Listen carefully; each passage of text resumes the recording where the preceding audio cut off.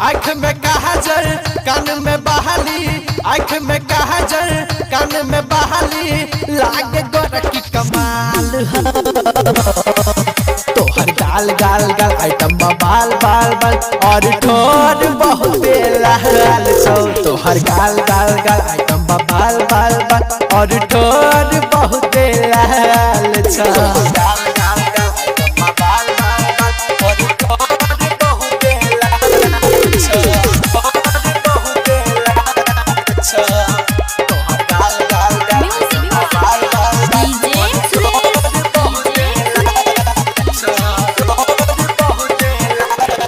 जहिया से देखलियो तोरा के गोरकी हसन एको बेरी आबै छौ, याद तोहर बहुते आबोगे रात में आब के जगाबै छौ, रात में आब के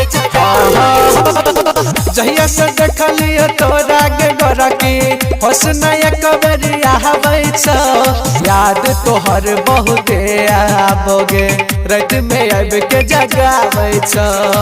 चवनिया मुस्कान मारै छिकिया, चवनिया मुस्कान मारै छिकिया, देखे में लागे कमाल हो। तोहर गाल गाल गाल आइटम बाल बाल बाल और ठोर के गोरकी लाल छौगे। तोहर गाल गाल गाल आइटम बाल बाल बाल और ठोर बहुत लाल छौ।